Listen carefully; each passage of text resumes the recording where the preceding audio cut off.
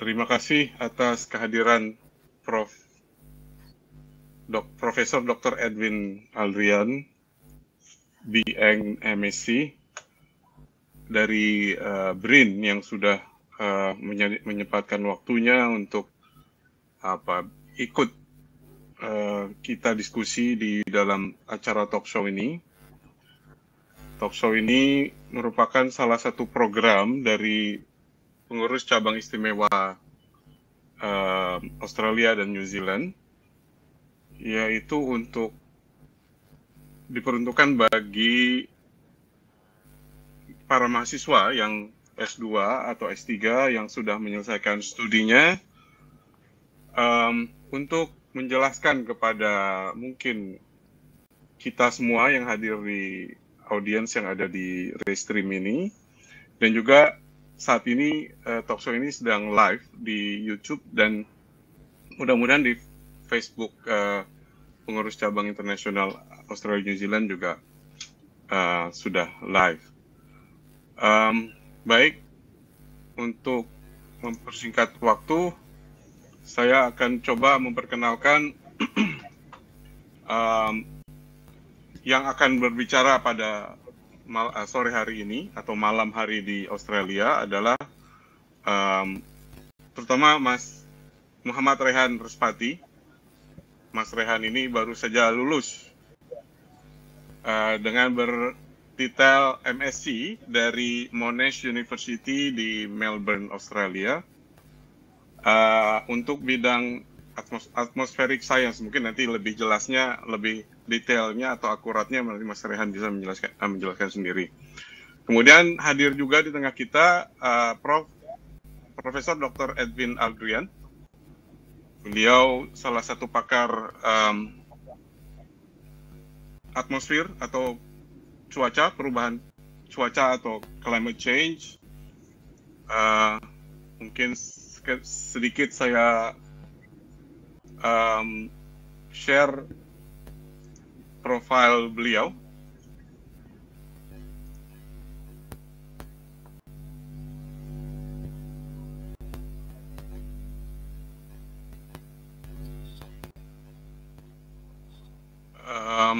Ini profil beliau. Jadi beliau sudah lama berkecimpung di bidang atmospheric science dan juga pakar klimatologi dari BRIN. Nanti lebih jelasnya silakan Prof. Edwin sendiri yang akan menjelaskan. Silakan Prof. Sekarang saya? Ya. Halo? Baiklah. Assalamualaikum warahmatullahi wabarakatuh. Ya. Waalaikumsalam. Para hadirin kalian, ternyata saya diundang oleh NU cabang Australia dan Selandia Baru, dan tadi saya sudah memberikan kartu tanda saya kepada panitia bahwa saya juga sebenarnya saat ini pengurus NU Jakarta. Jadi lembaga bencana dan perubahan iklim di NU. Itu ada bagian di NU yang mengurus masalah-masalah perubahan iklim. Jadi karena masalah perubahan iklim menjadi hot dan sekarang menjadi ini, makanya sekarang mereka sudah mencari kemana-mana. Tadi ditanyakan mengenai profil saya. Jadi saya saat ini adalah peneliti BRIN, Badan Riset dan Inovasi Nasional. Ini di bawah saat ini dia berdiri sendiri, dan juga saya sebagai profesor riset meteorologi dan klimatologi BRIN. Jadi kalau saat ini profesor riset itu hanya ada di BRIN. Jadi kalau tadinya profesor riset bisa di mana-mana, tapi sekarang sudah mengacu. Jadi kita ini tadinya ada 4 dikumpulin jadi 1. Ada BPPT, ada 8 Batan, lalu juga satu lagi 8 Batan, BPPT, LIPI. Jadi ada 4 institusi menjadi BRIN. Dan saat ini berada di bawah komando seorang namanya Pak Handoko, itu adalah dari LIPI dan dapat berfungsi secara secara baik sekali. Dan saat ini mungkin bisa dikatakan bahwa BRIN ini semacam lembaga riset di Indonesia. Jadi pada saya profil saya demikian. Jadi kalau ingin mengetahui profil saya lebih lanjut lagi, Bapak Ibu dapat membuka Wikipedia saya. Jadi terus di Google terus Wikipedia space Edwin Erdian. Di situ akan terlihat Wikipedia saya. Jadi bagaimana riwayat pendidikan saya, riwayat pekerjaan saya, keluarga saya, dan juga prestasi-prestasi saya.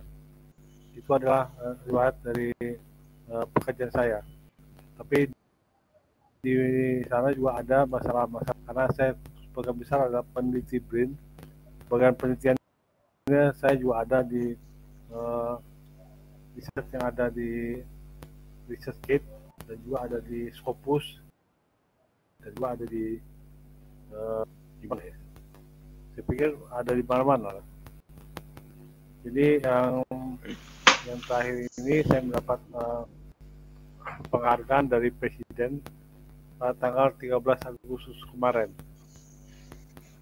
Penghargaan khusus dari Presiden yaitu tanggal 13 Agustus kemarin saya menerima bintang jamaah. Jadi itu bukan penghargaan yang biasa, tapi bagi saya luar biasa karena jarang-jarang seorang PNS mendapat penghargaan yang demikian.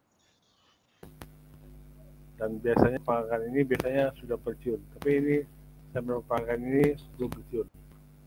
Dan sebelumnya saya juga mendapat penghargaan yang bermacam, seperti contohnya rencana Wirakarya tahun 2020, lalu juga karya satya 10 tahun, 20 tahun, 30 tahun mengabdi di PNS. Lalu juga saya juga pernah menerima satya rencana pembangunan. Pengabdian saya untuk pembangunan karena kita menghasilkan produk penelitian dan kemudian dinilaikan oleh negara apakah ini layak dan sebagainya. Dan selain itu saya juga menerima penghargaan dari non-government. Contohnya adalah Habibie Award, saya menerima tahun 2018. Lalu Sinta Award itu yang dari Kemenristek Dikti. Dan saya juga menerima penghargaan dari masalah dari penghargaan dari luar negeri macam-macam. Jadi saya begitulah. Saya pikir cukup lah itu untuk profil saya. Terima kasih. Baik, terima kasih Prof. Edwin, sangat menarik dan sangat berprestasi sepertinya, dan saya juga sudah mempelajari profil Prof. Edwin sebelum saya menghubungi Prof. Edwin. Beliau lulusan dari University di Winnipeg ya Prof ya, untuk bidang atmospheric science. Baik, kita beralih ke Mas Rehan, Muhammad Rehan Respati MSc. Silahkan memperkenalkan diri, mungkin 3 menit, 4 menit. Silahkan. Ya, terima kasih Pak Arif.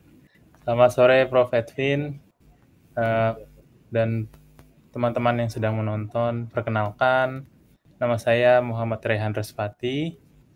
Saya baru saja lulus dari program master di bidang atmospheric science di Monash University di Melbourne, Australia. Sekarang sudah kembali lagi ke Indonesia. Dulu saya dari S1 di Institut Pertanian Bogor, mengambil majornya itu meteorologi terapan. Kemudian ambil S2 di Monash University, lanjut bidang atmospheric science. Riset terakhir saya tentang bias curah hujan di keluaran model iklim. Dan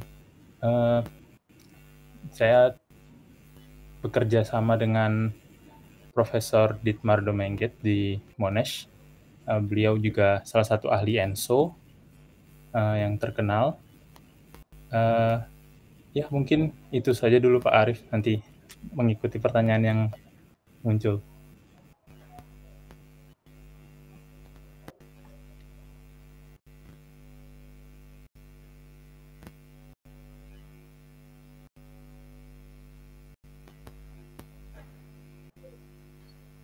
Halo Pak Arif.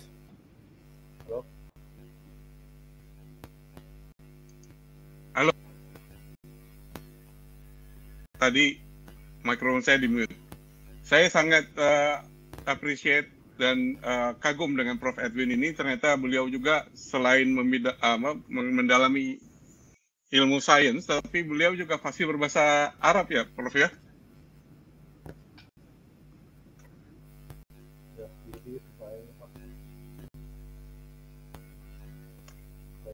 Baik.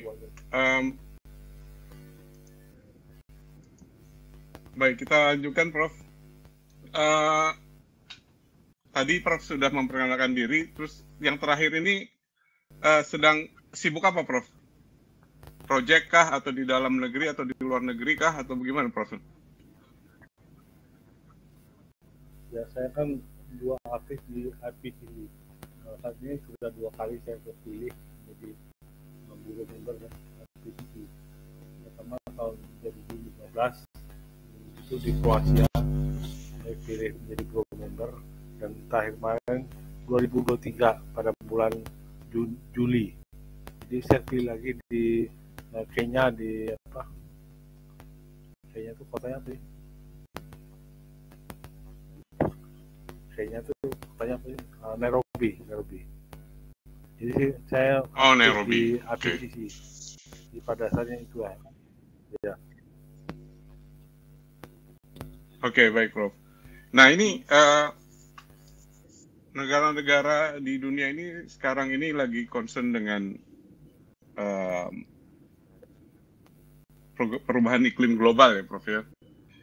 Nah, ini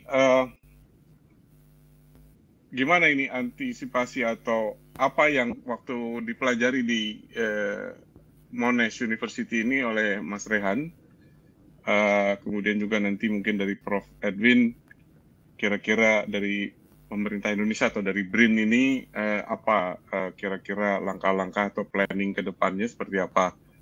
Mungkin silakan dari Mas Rehan terlebih dahulu, bagaimana perubahan iklim yang ekstrim ini dipelajari di Monash University, kemudian juga masalah pemanasan global, kemudian efek rumah kaca dan sebagainya. Silakan Mas Rehan. Ya, kalau saya di Monash itu kan bidangnya fundamental science ya tergolongnya, jadi lebih mempelajari kalau tentang perubahan iklim, lebih mempelajari mekanismenya, penyebabnya, tapi bukan ke arah kebijakan. Mungkin dampaknya juga dipelajari, tapi tidak terlalu dalam ke masalah kebijakan. Jadi yang saya pelajari, termasuk yang sedang hangat itu adalah tentang hubungan antara perubahan iklim dan cuaca ekstrim. Itu saya diajari untuk benar-benar hati-hati untuk mengatribusi kejadian-kejadian ekstrim yang terjadi. Jangan terlalu mudah mengatribusi itu kepada perubahan iklim, karena ada metode yang runut gitu. Nggak semua kejadian cuaca ekstrim itu langsung disalahkan kepada perubahan iklim. Itu yang menurut saya ilmu baru yang saya pelajari di Monash. Karena selama ini mungkin di masyarakat kalau ada cuaca ekstrim yang jarang sekali gitu ya, langsung yang terbayang adalah perubahan iklim ini. Padahal belum tentu demikian. Jadi mungkin dari fundamental science-nya itu yang saya pelajari paling banyak ya tentang perubahan iklim. Nah, ini saya ingin penasaran untuk mengetahui seberapa dalam, mungkin di atmospheric science itu kan mungkin juga ada perhitungan tentang prediksi cuaca, menentukan algoritmanya kira-kira bagaimana ini cuaca ini cenderung ke arah mana. Apakah misalkan pada saat mempelajari siklon atau karena perubahan iklim ini sangat berkaitan dengan nanti suhu air laut juga ya. Suhu air laut, kemudian juga curah hujan dan lain sebagainya. Itu apakah juga bidang yang dipelajari selama Mas Rehan belajar di Monash University atau gimana? Iya, jadi pastinya iya mempelajari itu ya, dampak, berarti dampak perubahan iklim terhadap tadi suhu permukaan laut, juga terhadap cuaca sehari-hari dan predictability-nya ya, keterprediksiannya itu. Perubahan iklim itu benar-benar mengubah itu ya secara perlahan. Yang saya pelajari seperti itu sih. Jadi nggak cuma mekanisme secara basic science-nya, tapi juga aplikasinya terhadap forecasting itu juga sedikit banyak dipelajari. Ada satu mata kuliah tentang itu. Baik. Silakan Prof, mungkin bisa menanggapi dari pengalaman yang selama ini Prof geluti gitu. Silakan Prof. Ya, memang itu yang program yang kita bisa terima di mata kuliah untuk klimatologi selatan dan sebagainya. Di IPB juga saya banyak kenal dengan para profesor di IPB, dan itu ada kawan-kawan baik saya. Jadi Profesor Daniel Mudiarso, Profesor Jalipur, Jatauan dan sebagainya itu, dan Lecun, banyak lagi lain, itu adalah kawan-kawan saya. Jadi nanti Anda bisa bergerak lebih cepat lagi, dan upayanya bisa bergerak dengan para profesor tersebut. Saya rasa Anda berada dalam situasi yang sangat baik, kembali ke IPB dan sangat baik sekali. Dan saat ini Indonesia kan lagi hangatnya bicara masalah carbon tax, carbon market dan segala macam itu.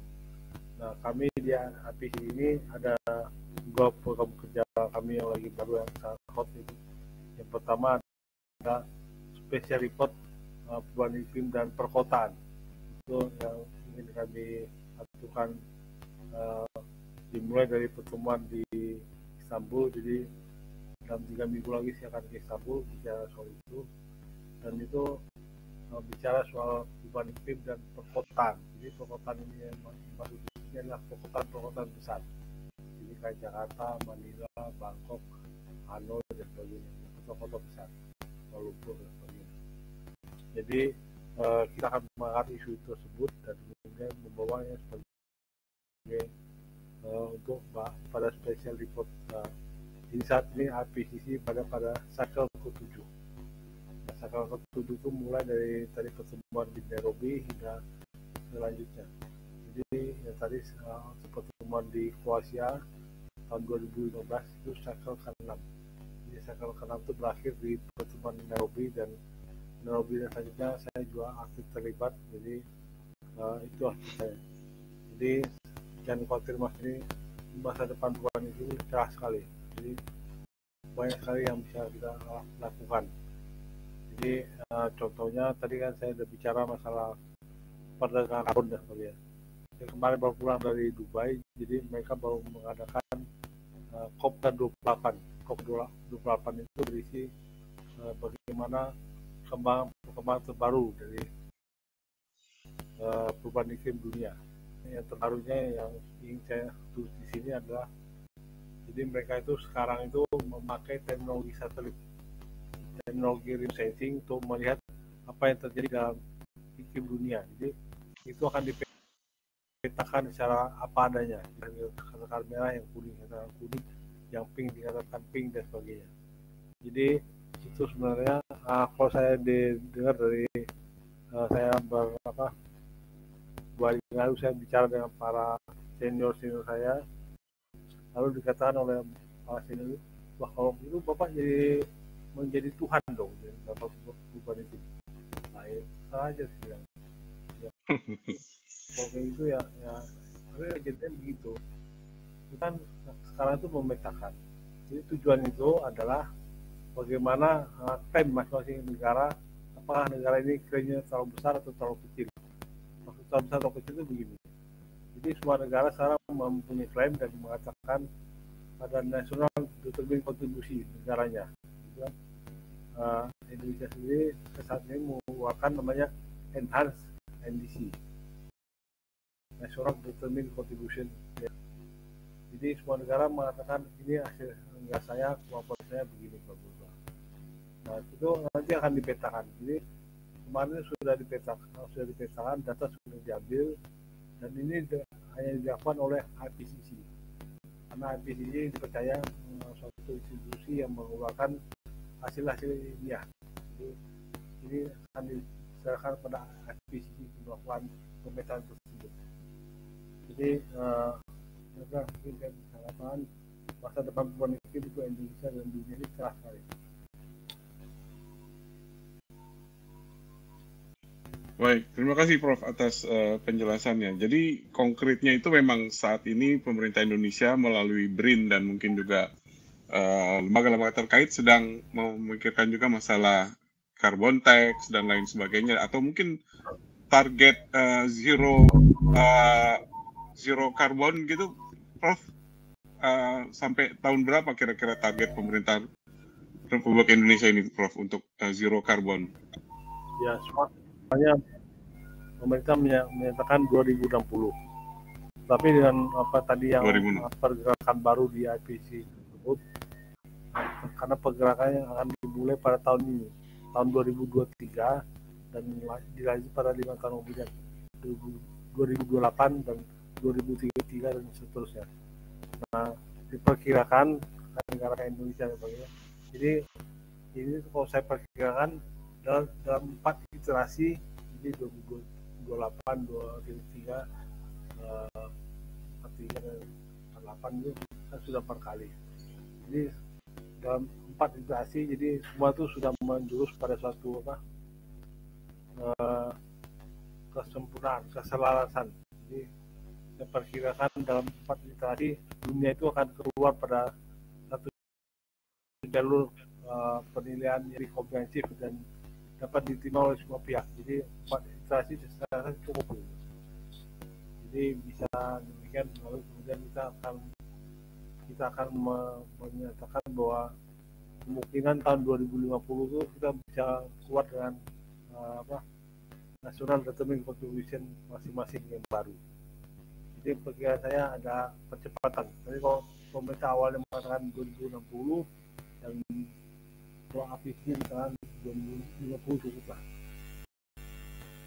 Jadi pergerakannya bakal naik gitu. Jadi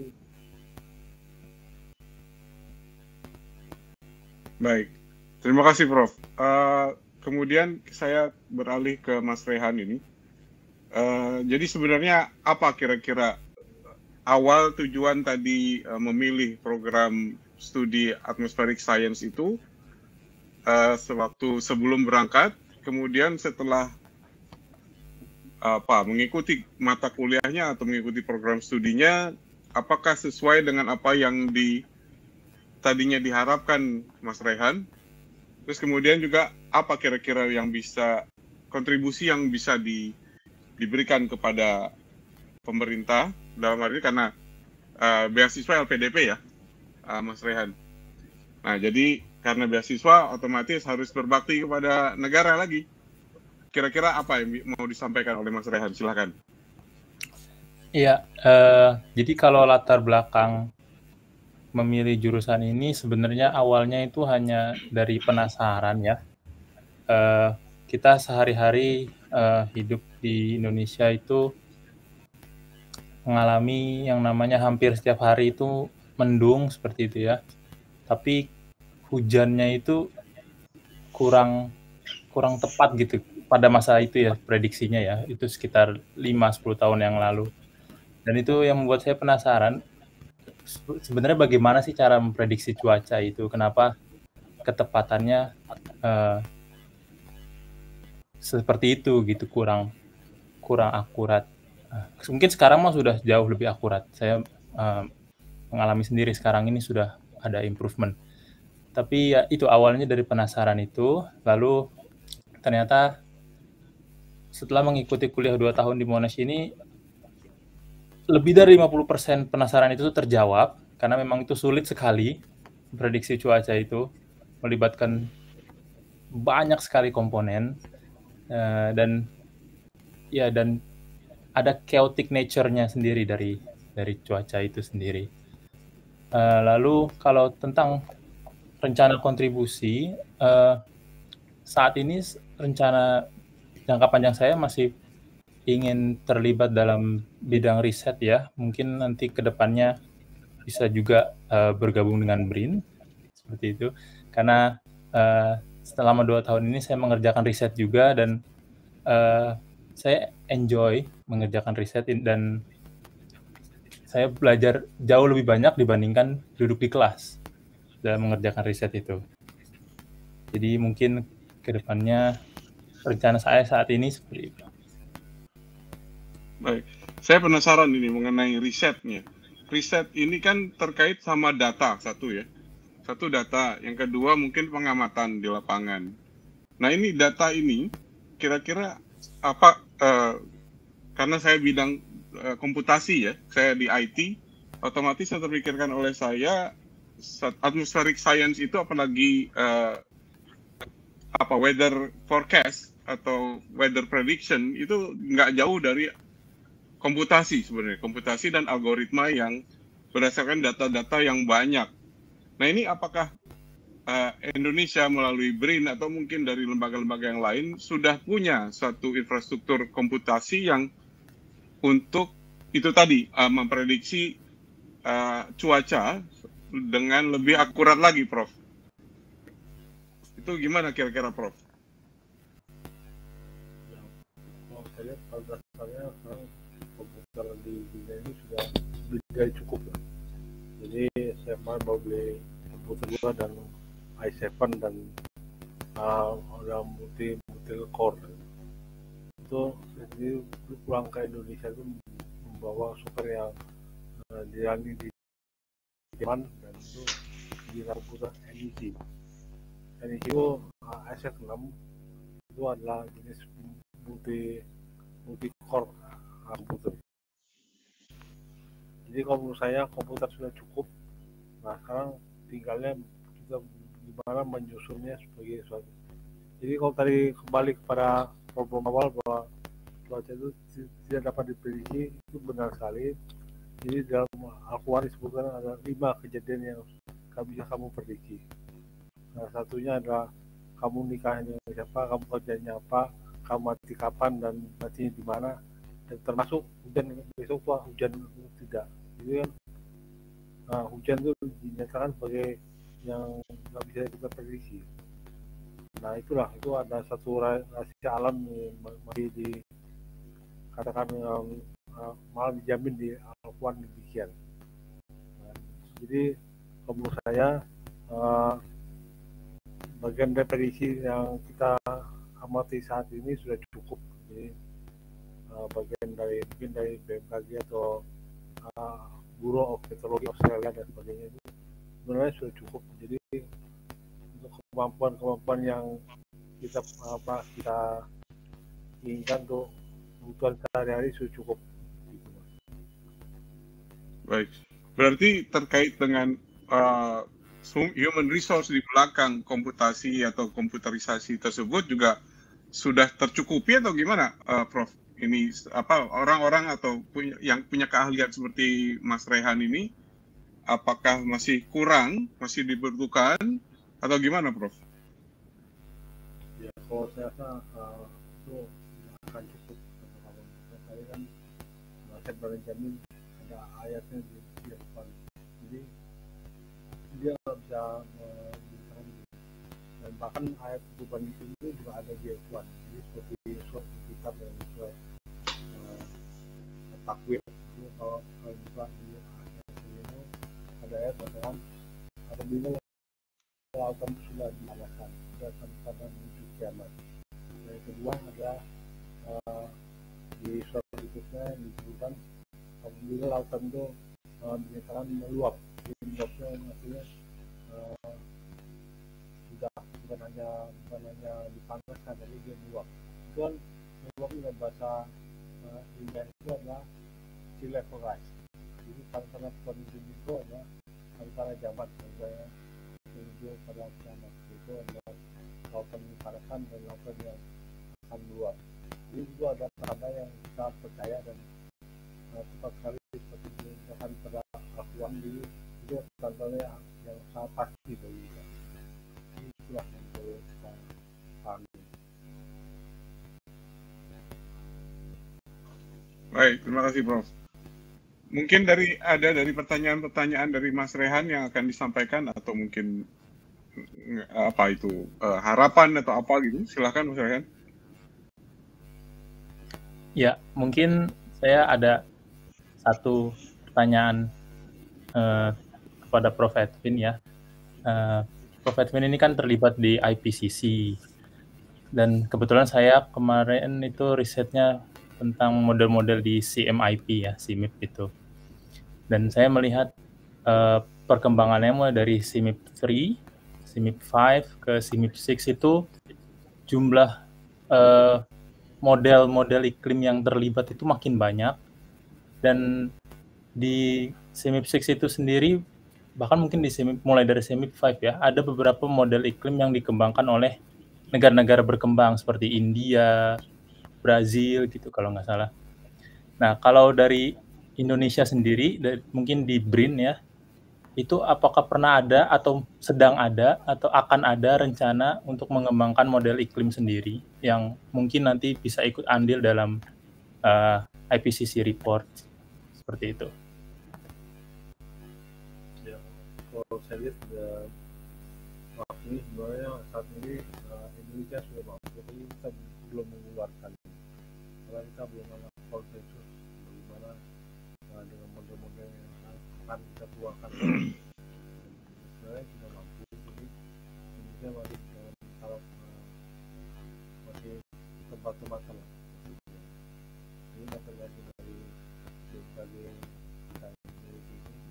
apakah ini di prioritas kita dan tapi kalau dalam persoalan sudah dimanfaatkan ya tidak, jadi untuk kebutuhannya masih banyak sekali.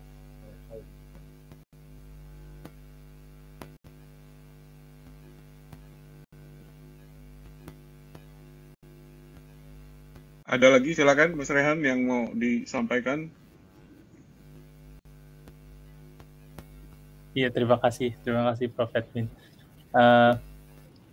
Mungkin itu dulu saja Pak Arif ya, saya. Oke.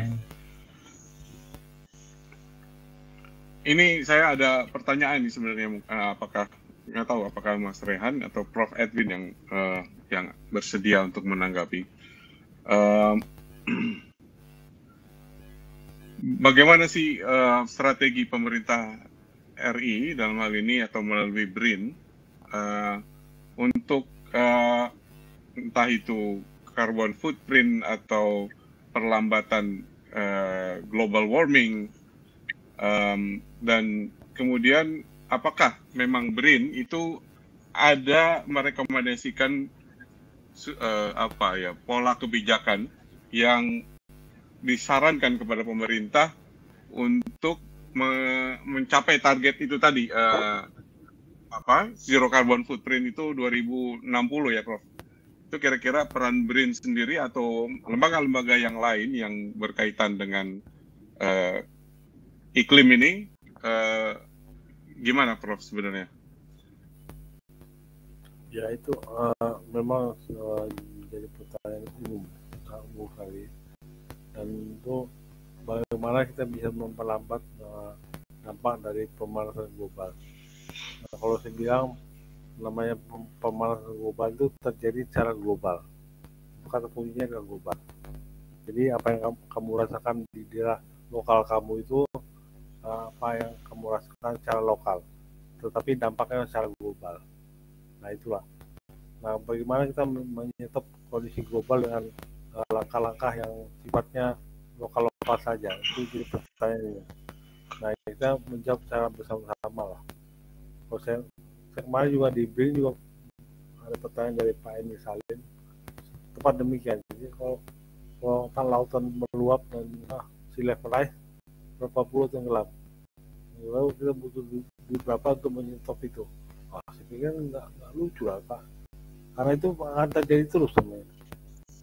Nah itu karena itu adalah kebijakan yang sifatnya global. Nah itu. Jadi kalau kita lihat apa bisa ditahan untuk Indonesia, ya sebenarnya masih cukup lah. Kita hidup dalam beberapa tahun ke depan, jadi masih bisa kita tahan. karena dampaknya sampai tahun 2001 itu hanya 23 cm. 23 cm itu mungkin artinya untuk Singapura dan apalagi untuk Indonesia. Singapura ini nggak paruh sekali. Singapura yang pulau kecil dan negara yang hanya satu pulau dan sebagainya, itu mereka menyatakan bahwa itu kurang berdampak lah. Ya begitulah. Nah, apalagi Indonesia, mungkin kita hanya daerah yang, kecuali daerah tersebut mempunyai pasang surut yang tinggi sekali, jadi banjir rob dan sebagainya. Jadi kalau saya pikir itu terlalu berlebihan lah kalau kita bicara itu, terutama untuk masa generasi sekarang. Masa generasi yang berikutnya mungkin kita tambahkan, ya tergantung pemerintahnya, pemerintah kita bisa minimalisir dari dampak tersebut, mitigasi dan adaptasi perubahan iklim. Jadi karena untuk mitigasi dan adaptasi perubahan iklim itu aspek dari tingkah perilaku kebijakan pemerintah itu bisa berbagai jenis. Nah, kalau gitu kita bisa melakukan berbagai hal yang sangat sporadis dan sangat berdampak untuk masyarakat. Jadi saya rasa jawabannya gitulah. Pertama, kita harus memperkenalkan bahwa itu adalah fenomena global, ya. Jadi fenomena kenaikan muka air laut itu global. Bahkan di Al-Quran disebutkan juga itu, fenomena itu ada dan tanda-tanda menuju kiamat, katanya begitu. Saya bukan hanya menakut-nakuti, ya. Ini kan kita kan ahli perubahan iklim lah. Jadi saya hanya mengatakan apa yang ada gitu. Dan apa yang ada itu sudah di validate dengan apa yang ada di dalam sains perubahan iklim dunia, itu IPCC. Jadi demikian, Mas. Baik. Itu dari sisi pemanasan global yang menyebabkan kenaikan permukaan air laut, ya, Prof, ya. Kemudian bagaimana, karena saya perhatikan di Indonesia, di Australia ini, terutama untuk Great Ocean Reef, ya, itu di sekitar Great Barrier Reef. Great Barrier Reef, sorry, ya. Great Barrier Reef itu di sekitar Brisbane, Laut Brisbane, ya, Samudra Pasifik itu terdampak oleh bleaching. Jadi biota koral di Great Barrier Reef itu bleaching karena suhu air laut itu naik sehingga mereka itu mati. Kemudian juga perubahan iklim itu bisa berdampak kepada itu tadi, suhu air laut, sehingga mempengaruhi ikan dan lain sebagainya, populasi ikan. Kemudian juga dari sisi pertanian mungkin nanti ada dampaknya. Nah, kira-kira dari pengamatan Mas Rehan atau juga Prof Edwin, mungkin ada kebijakan pemerintah yang bisa dilakukan saat ini untuk misalkan mencoba memikirkan apa sih industri apa saja yang bisa dipertahankan atau yang mungkin tidak boleh lagi ada di Indonesia untuk mencegah percepatan global warming misalkan, atau memperbaiki kondisi atmosfer di atas Indonesia. Saya terus terang belum banyak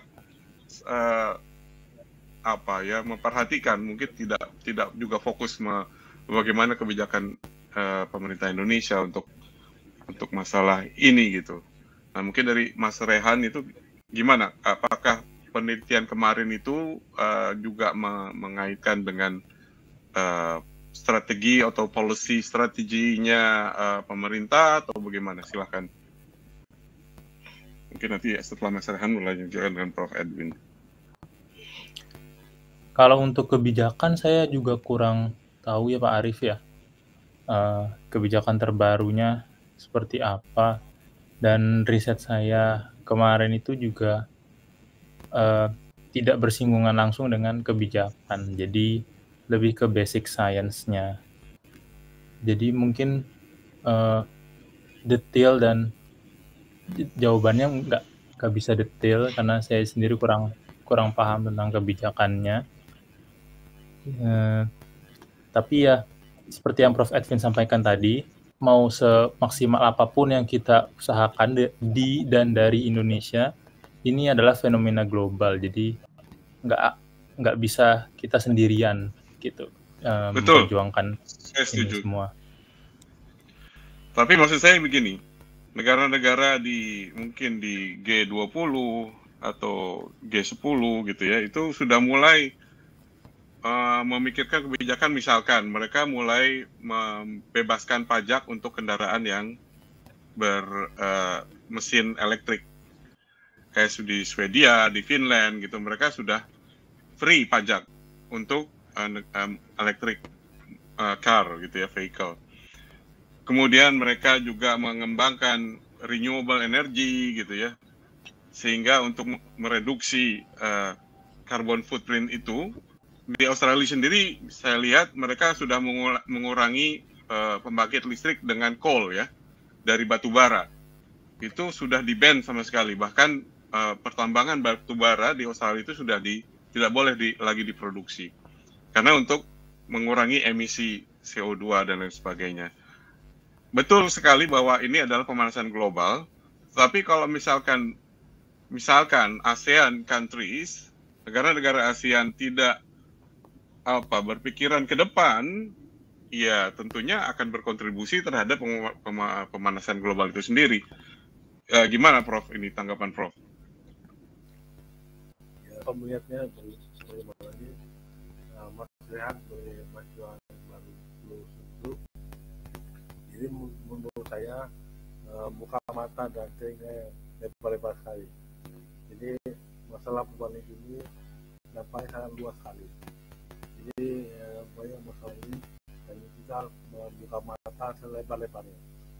Saya sendiri bergabung dengan APCC ini dan cukup tertarik karena mereka mencerahkan hidup saya. Jadi banyak sekali istilah baru yang kita tidak membayangkan istilah itu apa. Kemarin misalnya tadi malam kita melihat debat calon presiden, tiba-tiba ada masalah perubahan itu disampaikan. Dia mau Mas Gibran menanyakan masalah carbon capture and storage. Ini adalah teknologi baru di masalah perubahan itu untuk bagaimana Indonesia menangkap masalah carbon capture and storage. Jadi memang itulah. Jadi ada baru yang perlu kita pelajari. Nah, kita harus buka mata dan telinga selebar-lebarnya. Jadi kalau menurut saya untuk kedepannya mungkin masyarakat harus membuka mata dan telinga selebar-lebarnya. Kemudian saya kalau suka pada riset, jadilah profesor yang baik-baik di Indonesia dan melanjutkan dengan riset-riset yang bermutu. Jadi di Indonesia ini sebenarnya banyak riset-riset tapi yang menurut saya kurang bermutu. Jadi itu nanti perlu kepiawaian dari masyarakat untuk terus meningkatkan kualitas diri dan sebagainya. Ini sekali lagi saya terus menekankan untuk buka mata dan telinga selebar-lebarnya. Masalah ini banyak sekali dan masalah ini bisa tidak lokal, tidak nasional dan sebagainya. Jadi masalah perubahan ini sangat banyak sekali. Jangan khawatir dan hal itu masa depan pemerintahan yang sangat terbuka jalan yang selebar-lebarnya. Terima kasih. Baik, terima kasih Prof untuk masukannya. Terakhir mungkin Prof dan Mas Rehan, ini berdasarkan pengamatan saya, dulu mungkin sekitar 20 tahun yang lalu, banyak pada waktu itu program beasiswa dari BPPT, banyak teman-teman saya yang lulusan dari Delft University, dari Jerman, dari mana-mana. Ada salah satu yang menarik buat saya, ada salah satu teman saya itu, dia itu ahli teknologi nuklir, disekolahkan dari beasiswa BPPT di Jerman kalau nggak salah. Kemudian pas kembali ke Indonesia untuk menerapkan ilmunya, ternyata di Indonesia itu masih belum infrastruktur untuk pengembangan nuklir, tenaga nuklir itu masih belum mumpuni, sehingga akhirnya sangat sayang teknologi yang sudah dimiliki atau ilmu yang sudah dimiliki itu tidak bisa diaplikasikan. Nah ini bagaimana BRIN ke depan, salah satunya mungkin bidang Mas Rehan, atmospheric science, apakah ada kebijakan entah itu G2G atau business to business untuk supaya orang-orang yang mengenyam pendidikan di luar yang sudah advance misalkan, tetapi Indonesia masih belum punya infrastruktur untuk itu, apakah ada kerjasama dengan misalkan yang saya sering beberapa kali bicara dengan Mas Rehan, di Australia ini baru saja dikembangkan industri satelit yang berpusat di Brisbane. Itu apakah tenaga-tenaga seperti Mas Rehan atau yang punya pendidikan yang khusus di teknologi tinggi atau teknologi maju itu bisa istilahnya kerjasama pemerintah untuk magang di industri-industri tersebut sehingga Indonesia itu bisa ke arah mandiri dalam penguasaan teknologi.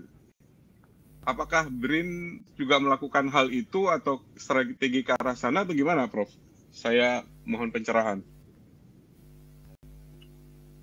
Ya, kalau menurut saya sih itu semua tergantung tadi saya buka mata dan hati selebar-lebarnya. Jadi kalau saya coba masalah nuklir kan sudah sebenarnya ini sudah kebijakan. Nah, tapi masalahnya menurut saya nuklir itu ada salah satu solusi masalah isu dunia. Kalau yang menyebabkan masalah energi dan sebagainya kita solusi. Dan kalau masalah energi kita masih banyak PR kita dan sepertinya Indonesia itu cukup blessing dari Allah karena Indonesia itu memiliki pusat dari sumber daya geothermal dunia. Jadi Indonesia pusat geothermal dunia karena Indonesia itu ada negara yang memiliki gunung api terbanyak di dunia ini. Jadi terbanyak di dunia ini dan dia ada 40% dari sumber dari geothermal itu berada di Indonesia. Nah, itu nomor satu. Nomor duanya saya lihat bahwa ada sifat dari energi yang besar dari air laut. Nah, jadi Mas Rehan, jadi kita percaya bahwa semua rakyat Indonesia itu berada pada satu pulau. Pulau terbesar, pulau kecil, semuanya sama. Jadi kalau ada lihat ke arah pantai itu, akan melihat pantai itu yang ada ombaknya banget. Nah, jadi menurut saya begini, karena ombaknya itu terjadi ombak yang naik turun, jadi pasti naik pasti turun. Jadi itu kan terus berlanjutkan. Itu ada sumber dari pariwisata di Indonesia, sumber masnya. Nah, tapi kita melihat bahwa di situ itu adalah potensi yang besar kali untuk energi. Nah, itu dari sumber daya air laut. Ini dua sumber daya air laut. Bahwa kita sebenarnya menerima arus samudra Indonesia berasal dari samudra Pasifik dan mengalir ke samudra India dan mengalir itu satu kontinus. Nah, itu kita ada satu masalah yang bagaimana memanfaatkan sumber air laut yang dari Pasifik ke samudra India itu bisa dipakai untuk keperluan pembangunan. Jadi itulah. Dan dua hal itu tentu saja sangat membutuhkan siswa-siswa yang berprestasi dan kecakapan yang sangat tinggi.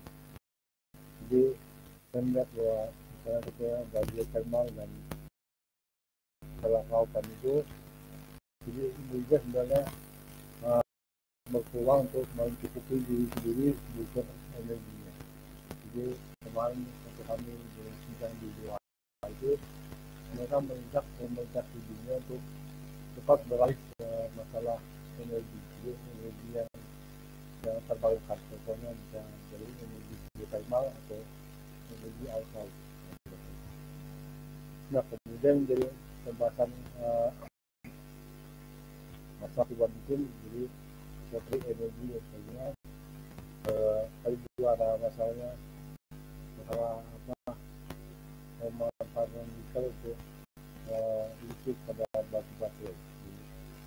Nah, itu aspek yang bahwa kita adalah seperempat dari nikel dunia itu berada di Indonesia. Jadi pemanfaatannya masih besar. Indonesia itu khawatir. Kita adalah negara yang kaya, sangat kaya sekali. Karena sampai hari ini ada 3 negara lain. Saya yakin Indonesia kaya sekali. Dan saya yakin Indonesia bisa mencukupi semua itu dari kebutuhan itu sendiri. Jadi jangan khawatir untuk masalah perubahan itu dan kebutuhan Indonesia ke depannya. Saya yakin kita bisa mengambil semua arah yang lebih baik.